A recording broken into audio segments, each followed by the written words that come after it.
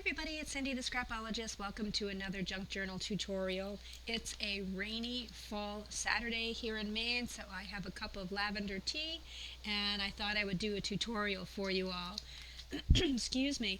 I was cleaning up my craft studio or organizing. I'm trying to destash and get rid of some things, and I want to create with some things that have been sitting around for quite a while. And I came across these pages that I completely forgot about. I love these, and I don't know why I never crafted with them. These are pages that I made using National Geographic machines, I was going to say, National Geographic magazines, and a cleaning product called Citrusolve. I did a tutorial on that process and I will link that below. So I'm not going to show you how I did that right now. That's something that you kind of need to do out in the fresh air, which is not possible for me today. But basically what you do is you take a National Geographic machine. I keep wanting to say machine. Why? National Geographic magazine. It has to be one of the colored ones. You can find those all day long at thrift shops and old bookstores and things. So they're pretty inexpensive. And then you take a cleaning product called Citrusolve, and you have to use a certain type of the Citrusolve, which again, I'll link that below. And you put it in between the pages. You just pour it on in between all of the pages of the National Geographic magazine. I was going to say machine again. Magazine.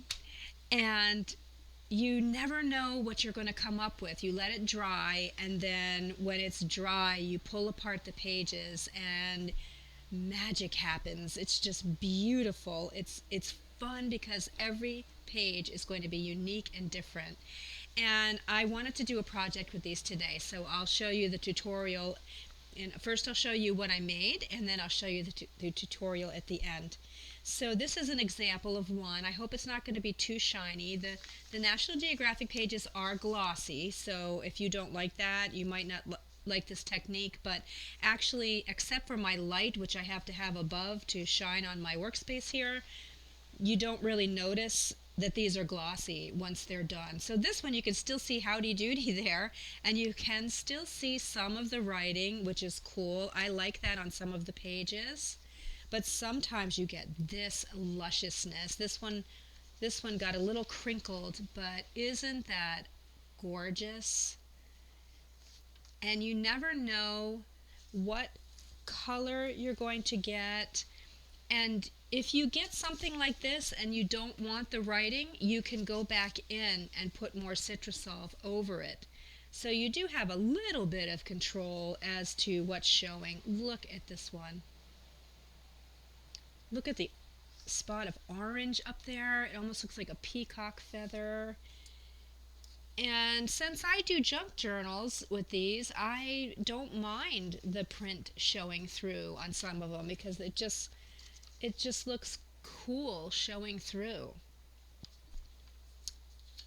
So just a variety of colors and textures, and it almost looks like, a lot of it almost looks like marbled paper. And so, oh, this must have been the center of the book. Look at that. Beautiful. Something like this, let me grab a journal here. Look at how beautiful, if you can just picture it for a minute. Look at how beautiful this would be on the inside covers, especially if you don't have any marbled paper. I mean, something like that is just going to be beautiful when you open it up. So there's just a whole bunch of colors, pinks, browns. Look at this one. Beautiful colors. I wish I could show them to you without the glare.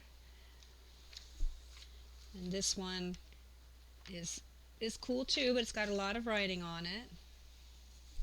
So I'm not going to show you every one, but just give you a general idea. Oh, look at this one with this pink.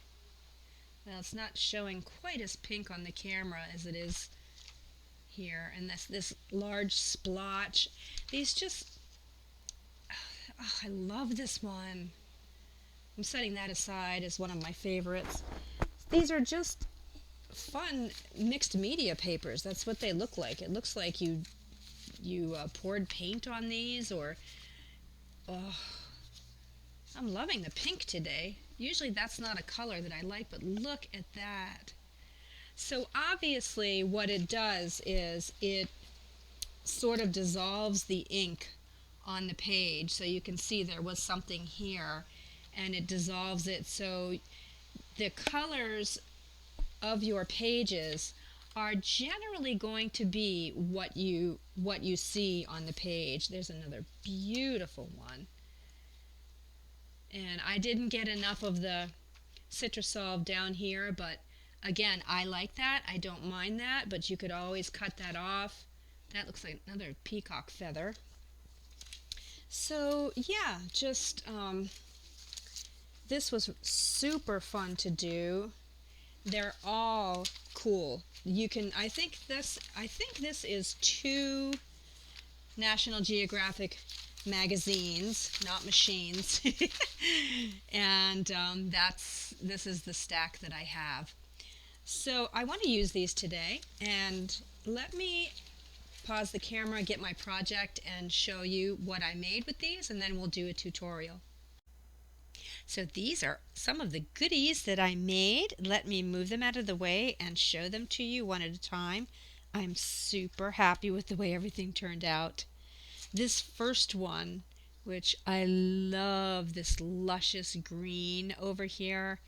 And this is one that's a little wrinkled, but I did find that it glues down very easily and straightens out. So I just used a glue stick when I was sticking these on things, and the wrinkles come right out. So that ended up not being a problem. But look at the detail and the gorgeousness. So all I did was I took an edge punch. I think it shows up better here, I guess. I just took an edge punch and punched along the edge, and now I can cut this down this way if I want a tag or a pocket, although it's a little delicate for a pocket because it is just a magazine page. I would have to affix it to something. It would look pretty just glued down onto a page. I'm sorry again for the glare. There we go. Look at how gorgeous that would be as a page. Look at that. I mean, can you imagine flipping through a journal and you come across, you flip it open and you come across this page? Just beautiful. That's probably what I'm going to do with it, and then I'm going to cut this green off here and use it for something else. But that's an idea, just punching it, using an edge punch or using some other punches that you might have. The next thing I did was I did a bunch of envelopes of different sizes, and I think I got this, I think I saw this on Treasure Books. She did a bunch of these with magazine pages. I do mine a little bit differently, and I had already been kind of doing this, but they're so similar to hers. I want to go ahead and give her credit because I think that's where I saw it. But all I did was take a sheet of the Citrusolve or the magazine page, whatever you want to call it, and glue sticked some music paper, and then I sewed around all of the edges, put a brad through, and just folded it. And I'll show you how I do my brad when I do the tutorial at the end, because I do mine a little bit differently. I do it so that you have 2 strands, because I feel that gives you more options, because then you can go this way and wrap around. You can go this way and wrap around, or you can just take them both and wrap it around. So you get a lot more options if you do it the way I do it, and I'll show you at the end. But I just made 2 larger ones. This one has some pretty eyelash trim that I put around it. with, again, a brad. And this is the inside on this one. And again, I sewed around the edges, and look at how gorgeous the outside is on this. So cool looking. I just love this. I don't know why. I was looking at my Citrusolve video. I think I did this 3 or 4 years ago. I did the Citrusolve experiment, and these have been sitting in my studio, and I just didn't know what to do with them. And then when I was cleaning up the other day, I went, aha, a light bulb went off. That's why we don't throw anything away, right?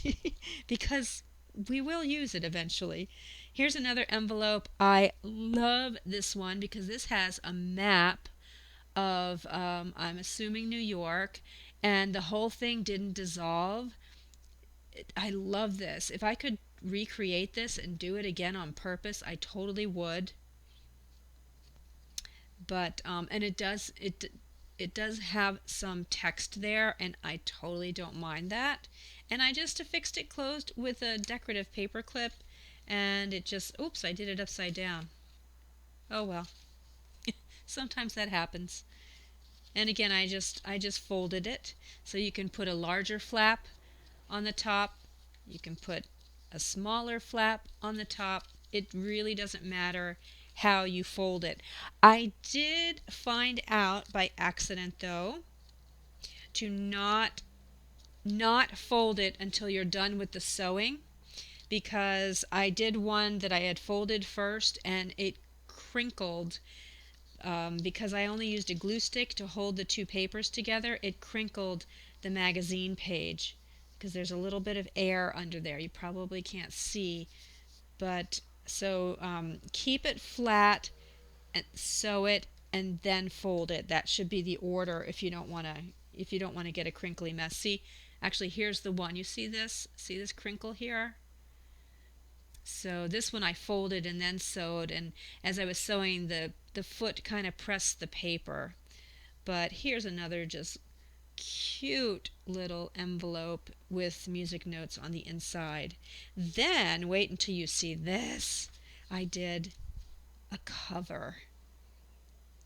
Can you believe it? This is one of a kind. You do this, no two are going to come out looking alike. Look at this. It almost looks like leopard skin or some kind of animal skin, and then you have this cool blotch here. I mean, a lot of people do mixed media and could probably get stuff like this, but that's not what I do. I'm not a mixed media artist. I'm a paper artist. So I am just so ecstatic to have these gorgeous colors and patterns and just cool looking things. And so I'm going to show you how I did this at the end. But basically, I just took a piece of paper and just cut squares and rectangles and glued them all over the piece of paper, like just a collage, just random. I didn't even have any rhyme or reason as to what I put where. And then I took it through the sewing machine and just did a whole bunch of sewing to make sure that everything was fixed down. And then I had some little things popping up. I just put another, popped some more glue under there, and this is what I came up with. And so that kind of shows you the sewing. So I wanted to sew first before I put something else over the inside. And I need to decide how many signatures I want to put in here first. Do I want a more rigid cover? So I don't know. I might sandwich a couple of things in here to make the inside of my cover. I'm not sure yet, but who cares, because I will just be staring at the outside. I think it's just, oh, it's so beautiful. And it's really not as glossy looking as it appears in the camera, as I think I said earlier. It's just there's an overhead light shining directly on it. So I made 2 of these. The second one I didn't sew. I just glued everything down, And then I went through and I cut it into 3 and 4 inch strips and made a bunch of stuff. Look at the lusciousness here. Such a variety of colors and patterns. And here's a tag. I did take them all to the sewing machine and sewed them. And I had some, this isn't really, well, yeah, I guess it's a little thicker than scrapbook paper. I had a bunch of cards, cardstock, I guess it would be, and just glued it onto the cardstock, and then cut them all out. So there's a tag, and there's a couple other tags. So pretty. And this one coincidentally just came out, so there's sort of a journaling spot right there. I love the way that turned out. And look at this cool, these cool lines, along with blotches, and these I'm just in love. I'm going to keep saying that. Okay, there's another one. So these were very easy to make. And then I didn't do, oh, there's another tag, one more tag. And of course, so I did some with brown thread and some with white thread. And I have some in here too with blue thread. I was just experimenting with different colors of thread. It all depends on what you want, how you want it to look. But you can layer on these too. Oh, yeah, by the way, so with the cover, this is too big, but look at how gorgeous that would be. Something like that as the cover of your journal. I meant to show you that. I think I'm going to make a smaller one of those. So then I have a few more that I made in a variety of sizes, but I didn't edge the corners to make it into a tag because I might want to use these for something else. For example, this one here. Look at what a beautiful pocket that would make on a tea-stained page. Oh my gosh. And it fits on this page perfectly. Oh, that is so beautiful. So I have some of these. This could go in a pocket. Here's another one that would be a perfect pocket. So I made some that are just rectangles, and then I made one where my sewing was horrible here. It's hard to sew when you have a rounded corner. Um, and that's the other thing is this is a little tricky in the sewing machine because it's so smooth. You really have to, I had to hold my hand like this so it wouldn't wobble back and forth. So as it was going through, I let it use my hand as a guideline, and so I had a little trouble going around this corner because it's so shiny. It didn't grip really well. But as you can see, the rest turned out fine. It's just every once in a while I had a little bit of a problem. But this one, I rounded the corners. Again, just trying to show it to you without the glare. And this one I will probably use as a side pocket. I'll probably just put it down like that. I like to round 2 corners sometimes on my side pockets, and then you can just stick all kinds of things right in there and just tape down this and a little bit of the bottom too if you don't want things to fall out. So that was another one. And then I made, oh, here's another tag.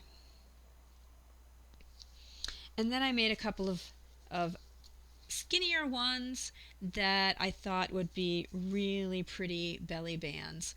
So this one's too short for this one. This one's too long. But how gorgeous would it look to have a belly band like this, and then you put one of these envelopes in behind it?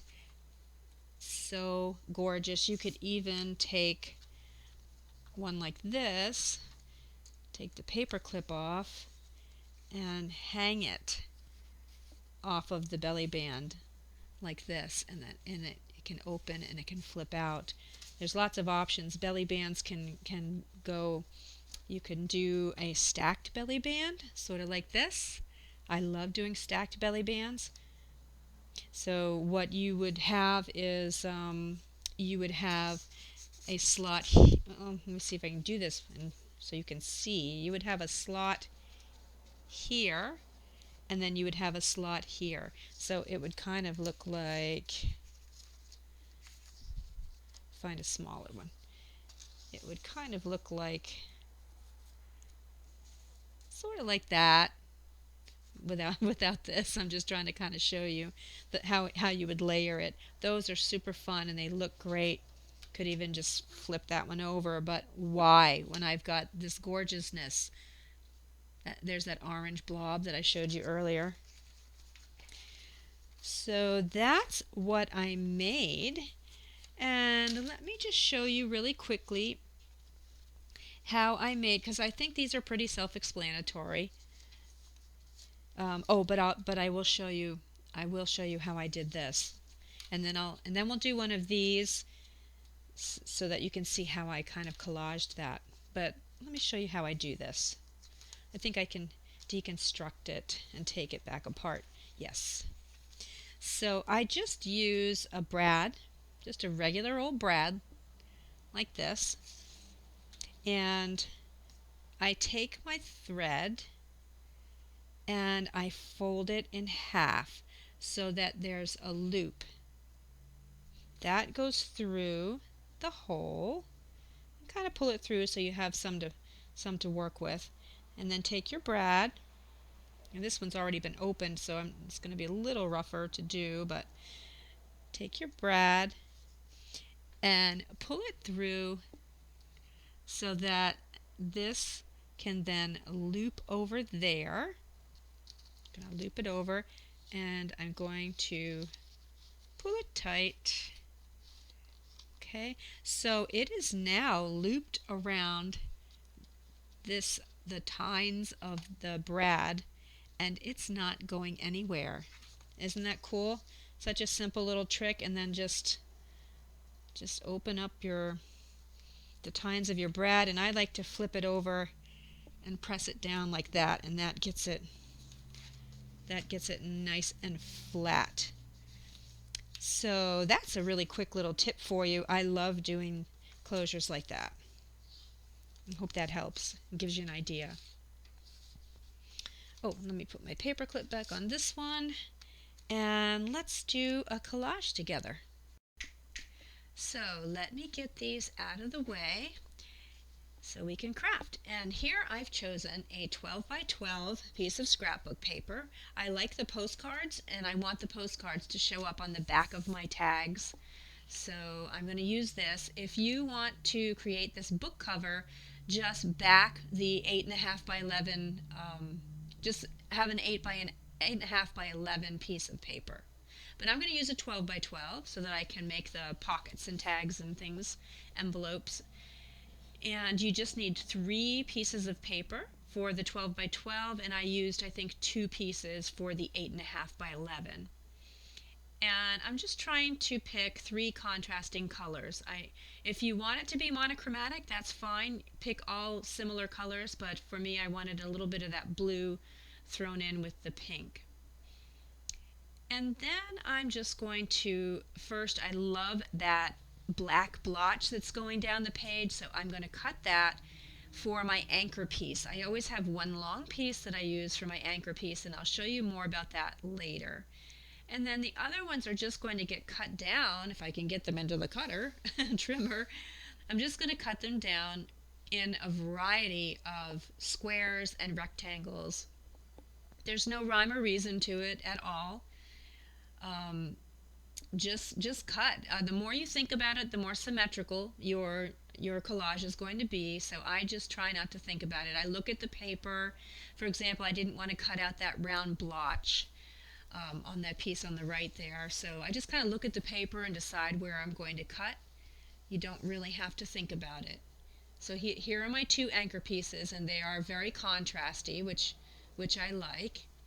And I have some other pieces that I can cut down later. Save some for the end, because that when you start having little gaps, you need to fill those in. So some you want to cut towards the end. So I'm just going to glue down my anchor pieces, one in the upper right corner, one in the lower left corner. And for me, I'm about to glue down on the wrong side of my scrapbook paper here, but I figured it out. For me, this just helps me break the page. It just helps anchor me. That's why I call it my anchor points, so that it's a starting point for my collage. So let me go ahead and do that, and then I'll start collaging.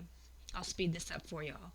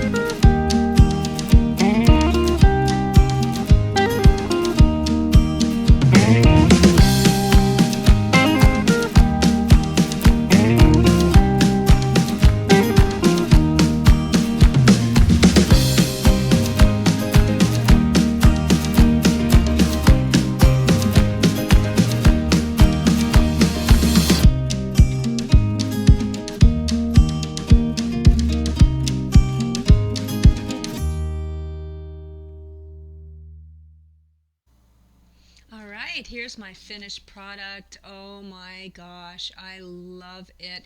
And you see how you can't even really tell that these are anchor points here, but they were my favorite papers. I didn't want to cover this up, and I really didn't want to cover a lot of the blue up, but you can't tell. But it just helps break the page, and it's a great starting point if you're, especially if you're new at collage. That's a nice technique to start there. So I'm not going to cut it up right now. This video is getting a little long, but I'm probably just going to hang on to this, but later on I'll cut it up so that I can make the tags. I'll just give you some quick measurements here if you want to start cutting your paper up. So most of my tags are 3 inches wide. So if you want to just do tags, you're going to have 4 across. 3 times 12, 4 would be your 12 inches. So 3 inches is a good use of your paper. I do have some that are a little under 3 inches. These envelopes here are 4 inches. So if you wanted to just do envelopes, you could get 3 across. And this side pocket is 4.5. And then my belly bands are 2 inches. 2 inches is a good, I love this one. It looks like a comet or some outer space thing. So 2 inches is a good width for a belly band. And then these pockets, these are 3 inches as well. So 3 inches is a good width for most journals. These larger envelopes are, let's see, 1, 2, 3, 4, 5, 6. These are 7 by 10. 7 by 10. And I think that's it. A couple of just smaller tags, but just cut it up. Don't worry too much about it. And then all you have to do is pop them in your sewing machine and they start looking fabulous. Oh my gosh, I'm addicted to this. Look at all this beautiful paper. I'm going to have to run out and get some more National Geographics. Tell me what you think of these in the comments below. And for those of you who are in my Patreon, guess what? You are getting a stack of Citrusol papers in your membership kit. So you are going to be able to make all of this lusciousness. So I hope you enjoy them. Thank you for your patronage. Thank you so much. Okay, I will see you guys in the next video. Happy crafting. Bye.